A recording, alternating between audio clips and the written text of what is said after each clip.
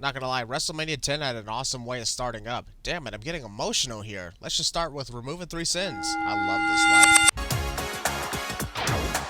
WrestleMania 10 accidentally inspired the creation of those watch the center of the spinning objects to see what happens to your eyes videos. The originator, and the only the original! I guess Little Richard was originally the originator of his style of original music. I only wish I was the originator of this sins concept originally created by that guy named Cinema Sins. And holy shit, I'm gonna be unoriginal and put the sin counter back to 0 original sins. Damn it! Was that his real voice or is his underwear just too tight? Sorry, Jerry. It was a good attempt, but the moment you slur your words and have to repeat yourself, that's the moment when I realized I fucked up. The king at WrestleMania! The King at WrestleMania. Greatest champion of all time, Yokozuna! I don't even have to get into the first match before I know I'm about to place a sin for the annoying ass-kissing commentary of Jerry the King Lawler, because with all due respect to the late Yokozuna, he is nowhere near the greatest champion of all time. Only 2 championship matches right here. Look, I get that both Lex Luger and Bret the Hitman Hart were deemed co-winners of the Royal Rumble match this year, but why the need for 2 WWF title matches when we could easily just do a triple threat match?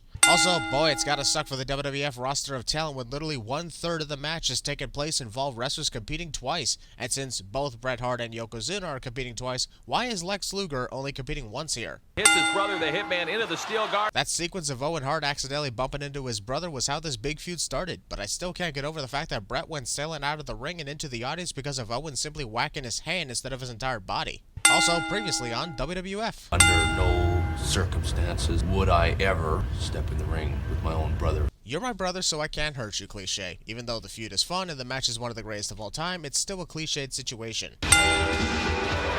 Wow, the entrance here at WrestleMania is so amazing and fun to watch that it literally transported us to 1989. WrestleMania 10, the event that proved that WWF likes to time travel, which is something that gets out of hand in the later years. That's sickening, isn't it? Jerry Lawler is addicted to Bret the Hitman Hart being kind to children by handing over his shades. Asshole. Owen Hart breaks out of a collar and elbow tie one time and figures now is the time to turn his back on his brother who won't hesitate to kick his ass by this point. Owen Hart is screaming for the referee to get Bret Hart off of him even though Bret backed away almost 5 seconds ago. Owen has already said! Wow, that was pretty innovative on the part of the Hitman. This match is 20 minutes long and within the first 2 minutes we got our first sin removal. Something tells me I'm gonna love this.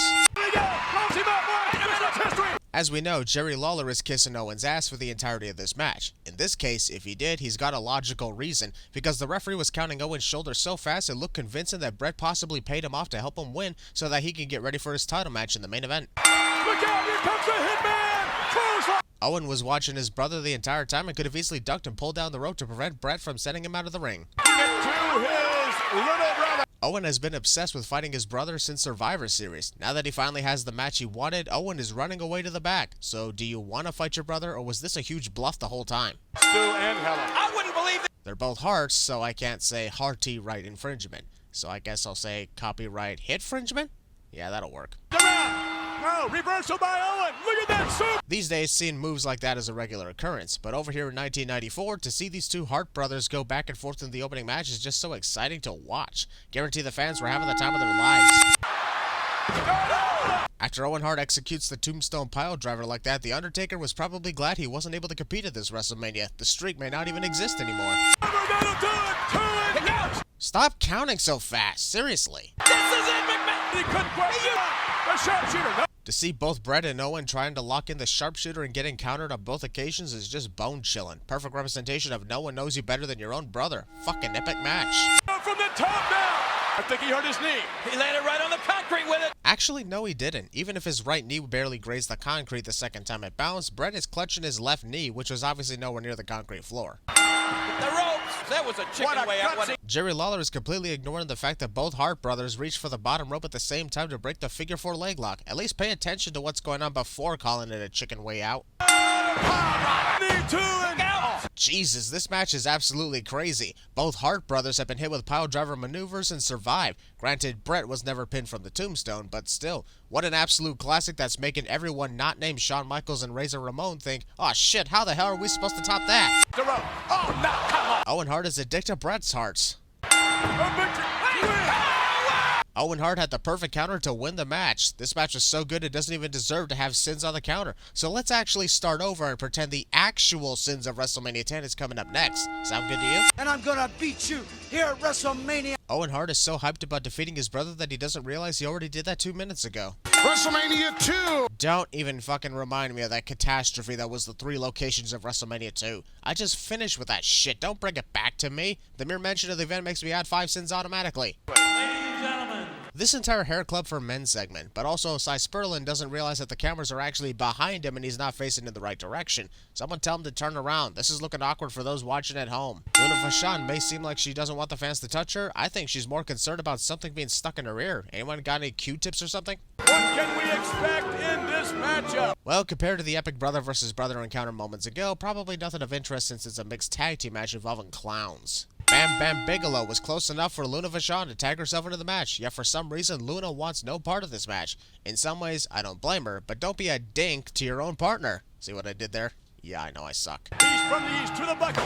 Who would have thought that an Irish whip from Doink the Clown would be enough to make Bam Bam Bigelow jump into the air before hitting the corner? The ring almost came down. Oh no, it did not. Don't even overreact like that, Jerry. There is no chance in hell that the ring would ever break. I mean never. Luna must tag in. Well, technically Luna doesn't have to tag in because by mixed tag rules, she is automatically the legal competitor when Dink the Clown was tagged in by Doink. Also, I don't get this. This match is sanctioned as a mixed tag team match where males face males and females face females. But one problem, Dink is obviously a guy. So how does this work? They couldn't get a female clown for this match? Might as well add 5 sins because none of this makes sense. Also, if this match is sanctioned under mixed tag rules just because Dink is a midget wrestler, that still doesn't make sense to have Luna Vachon be the stand-in on Bam Bam's team. He's still a guy. Fucking what? How the hell did we go from an epic match between the Hart brothers to this? I don't get this at all. Bam Bam Bigelow barely grazed Doink's shoulder at all in that dive and headbutt, and it was still somehow enough to knock out the clown for the win. I've got a bad feeling about this show. Oh, come on. I just want to see something entertaining. Can we not pick on the little guy and get on with the rest of the event, please? Can you believe this, ladies and gentlemen? I know, right? He kind of looks like current President Bill Clinton. But since it's not, why are we making such a big deal about an impersonator here? Listen to this ovation. The ovation is so emotional for Macho Man Randy Savage, it actually feels like the fans had a feeling this would be his last televised match for the company. Even if they didn't know, the reception for this was amazing. The timekeeper must have sensed that I would have placed the sin for a pre-match assault had he not rung the bell in time before Randy Savage attacked Crush into the entranceway. Clever move. Clever move. With how many fans are leaning over the barricades to put their hands on the competitors, it's a shocker that none of them flipped over the barricades or caused them to collapse to the ground. Can you believe that? We've got 60 seconds. It's a good thing that WWF changed the rules of the Falls Count Anywhere match in later years because the idea of getting a successful 3 count outside but still not winning because of a competitor having a 60-second time limit to get back into the ring is stupid and makes no sense. A pinfall is a pinfall. Case closed. Done. Here are 10 sins. Also, the match has been going on for 20 seconds and Randy Savage was successfully pinned from one single collapse into the golden barricades. Wow. Oh, now that you see that. Mr. Fuji whacked Randy Savage behind the referee's back even though he doesn't have to worry about anything since there are no disqualifications in a Falls Count Anywhere match. Also, let's see if I can get this right because this is a confusing match. Post-pinfall, pre-re-entry, in between 60-second interval assault? You know what? I don't care what it's for. Let's just end it. Wow, Crush's punches are so effective and so quick you can actually see Randy Savage not react to any of them. Wait a minute. Can you tell me why Randy Savage was not disqualified? Because there are no disqualifications, you stupid dumbass. If you're gonna be a dick the right way. Cover him. Okay, because these rules confuse the fuck out of me, I have to ask, does the 60-second rule apply here if Crush gets pinned inside the ring? Like 60 seconds to get back to his feet or something? I guess that's why they changed the rules later on to something that actually makes sense. Shoved him to the outside. Yes. Randy Savage pushes Crush to the outside to pin him on the floor when he could have just pinned him in the middle of the ring when he had the chance. Fuck this whole thing. Well, at least this confusing Falls Count Anywhere match ended with some creativity on the part of Randy Savage. By tying up Crush's feet to the cables, Randy ensured that he'd win the match without another pointless delay. Thank God, let's move on. There's nothing like the World Wrestling Federation. Since this guy is obviously not the real Bill Clinton, I'm just gonna say skip and move on. Matter of fact, I would have said that if it was the actual Bill Clinton too. I guess Alundra Blaze is making a literal term for women are smoking hot because the place is covered in smoke and I can't see anything. What do you bet this cameraman was late for work and finally showed up saying, sorry about that, I was stuck in traffic. You know how New York is. Well, I think that you can see this title change. Well, we did see a change of sorts, and without having to file any legal documents, Alundra Blaze somehow renamed herself Owen Hart for the night. Downstairs. Alundra from the other side and... Athletic as Alundra is, this match is mostly Leilani Kai standing around like she's confused on what to do in the ring. And here I am, face palming again. Well, look at this. Nice maneuver. Beautifully. This might be the only time I remove a sin for this match, because Alundra Blaze perfectly executed that Hurricane Rana on Leilani Kai. Nice work. I was just thinking. Wait a minute. Leilani Kai had already kicked out before the referee could even finish his 1 count, yet he proceeded to the 2 count, even with the shoulder off the ground in plain sight of his eyes. Not gonna lie, that entrance for Men on a Mission was pretty good. Shows they were truly, no pun intended, on a mission to win the tag team titles tonight at WrestleMania. Go get him, Oscar. No offense, Vince, but can you wait until after the song is finished performing before talking? Because hearing multiple things at once is so irritating. Todd Pettengill with Rhonda Shear. I get that it's Rhonda Shearer and celebrities are always fun to talk to, but we're in the middle of entrances for the tag team title match, and at a wrestling event, that's a lot more important. Unfortunately, WWF takes that statement the wrong way and has more and more celebrity matches as the years go on. The Quebecers, the current WWF Tag Team Champions, made their entrance at the 10th edition of WrestleMania in Madison Square Garden, off-screen during a segment involving Burt Reynolds flirting with Rhonda Shear. I wish I was kidding. Look at this. Earlier, the timekeeper quickly rang the bell so I wouldn't be able to put in a pre-match assault sin for the Falls Count Anywhere match. Didn't have luck this time. The assault got there first. Looks like I win again. Over the top, I believe. Mabel got kicked in the leg, which would naturally cause him to fall further to the ground and clutching in pain. Instead, getting kicked in the leg gives Mabel the strength to stand right back up like it never even happened. And the legal man in the ring. Wait, what? I thought Mabel was the legal competitor. When the match started, everyone was in the ring, and the first one to leave the ring was Mo. So one would think Mabel is legal by default. Mo should have to tag in to be legal, since Mabel was on the offense for a good long minute. I heard when he was a baby, he had to be baptized at SeaWorld. Fuck you. You gotta weigh these guys on a Richter scale. I swear, if I have to hear Jerry Lawler make yet another reference to the size of Mabel and Mo, I'm gonna throw in another 10 cents. Now that I said that, I just know it's gonna happen. Watch. Get on top of him to try to pin him, your ears pop. Well, that didn't take long at all. A full 50 seconds. Damn, don't say I didn't warn you. Watch now. Oh, I've never seen anything like that before. Liar. Did you see that? Did you see that? Yes! I saw it! Jesus, settle down, Vince. Feels weird that he acts like this match is the most impressive thing he's seen all night. And Owen versus Bret has just come into existence, not to mention the crazy ladders match coming up soon. Still on his feet. With someone the size and the power of Mabel, how the hell did one single punch not knock out Quebecer Pierre? He just pulled him out of the ring. This referee counted so fast that the countout itself lasted nearly less than 10 seconds. Jesus, why are we ruining the rest of the matches after having a match of the year candidate to kick it off? Not cool. Men on a Mission either chose to steal the tag team titles or they're dumb as fuck, not realizing that they can't win the titles on a countout win. Decide. Oh, yes. That's not Donnie Wahlberg, you dumbasses in the production truck. That's clearly Rhonda Shear. Donnie is the one in the ring doing the introductions for the WWF title match. Are y'all just being idiots on purpose by this point? Mr. Perfect. I get that Donnie Wahlberg is new to this ring announcing thing, but Mr. Perfect has been gone for a while and made his return tonight at WrestleMania. You couldn't at least be more enthusiastic about it since the audience loves Kurt Hennig? That's exactly. Why is Yokozuna entering first? He's the current WWF champion and the champions should traditionally enter last, especially at WrestleMania. Yes. Vince McMahon trying to start up a Yes chant a full 18 years before that became a popular thing at WrestleMania.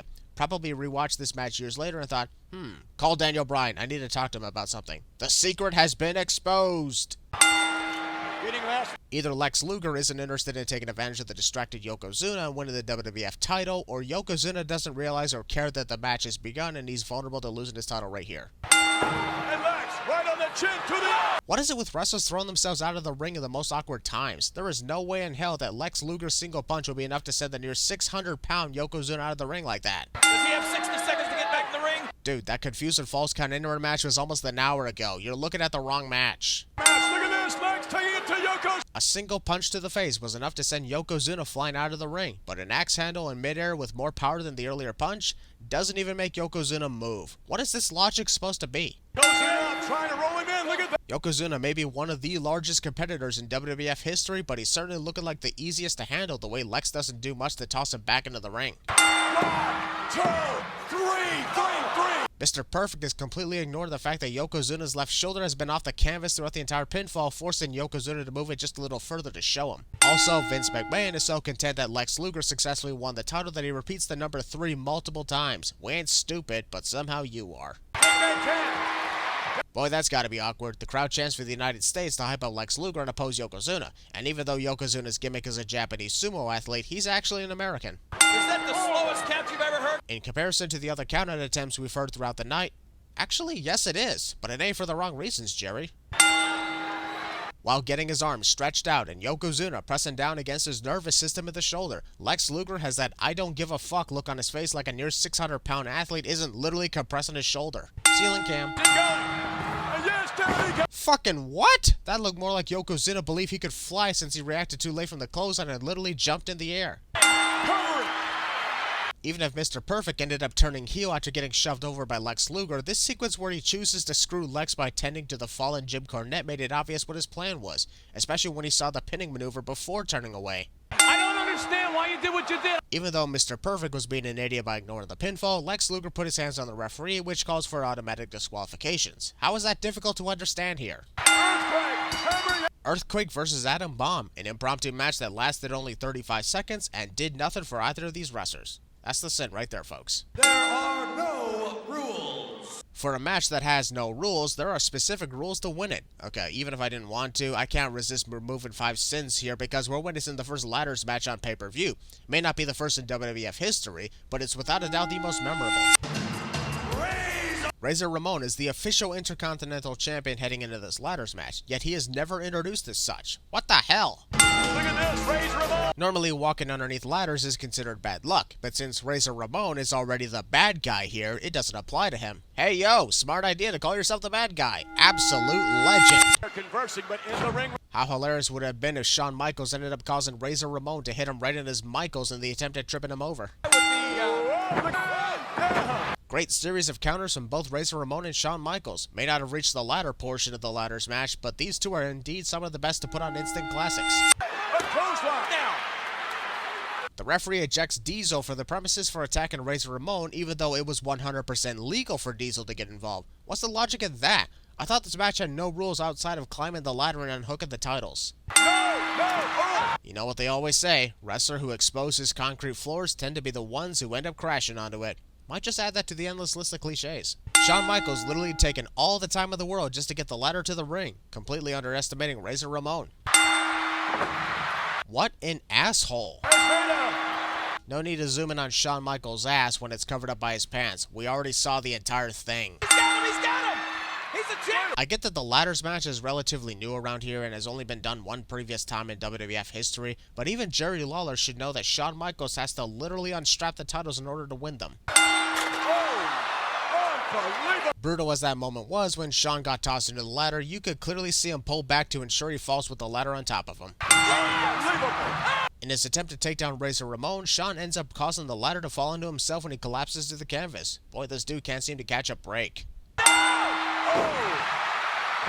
That moment really showcased what the future of wrestling fans would be in for. A suplex from the top of the ladder, but causing the ladder to fall at the same time, knocking over both competitors. What a legacy of matches involving ladders, am I right? All Razor did was knock over the ladder, thus Shawn is to dick to his own Michaels, and thus he himself destroyed his chances of winning the match by tangling himself against the ropes.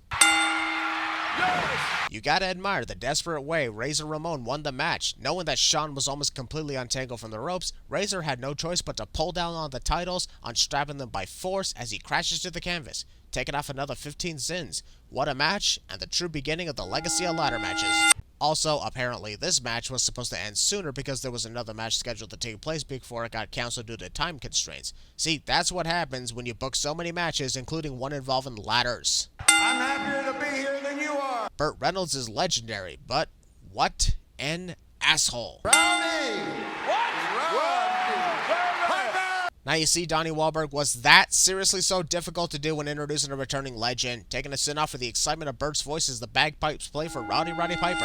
I hate this guy! That one single line was all Jerry Lawler needed to say to main event the King of the Ring pay-per-view against Roddy Piper over the actual prestigious tournament itself. What kind of condition physically is Bret Hart in? Well, he's definitely in better condition than Yokozuna, given Bret Hart has had a whole 2 hours to recover from his match with Owen Hart, while Yokozuna had a mere 30 minutes. Bret may have had a grueling match against his brother, but at least he was rolled up. Yokozuna was literally knocked out by Lex Luger. Champion. In some ways, I can't blame Yokozuna for immediately throwing the flowers away because of his exhaustion, but damn, you could have at least acknowledged the women who handed them over before tossing them away like a dick. Ring announcers are supposed to be unbiased, Burt. Maybe that's why he was never called again after this match. It's taken the heart out of Bret Hart. I'm more shocked that Jerry Lawler didn't make that reference when Bret faced Owen earlier at the start of the show. Also, I don't know if I should remove a sin for Bret Hart versus Yokozuna being the first match to main event 2 consecutive WrestleMania events, or add one because the main event of the 10th WrestleMania consists of 2 wrestlers who previously performed earlier and put on a shitty match at the end. Now that I hear myself say that, I pick the second option. Indeed, as a matter of fact. Roddy Piper either is on the side of Bret Hart in this match or he doesn't realize he's counting too fast in the 5 count. Also, I find it weird and hilarious that Mr. Perfect earlier was wearing a striped referee's shirt and even matching pants. Meanwhile, Roddy Piper's wearing none of those. Fighting. Bret backing up.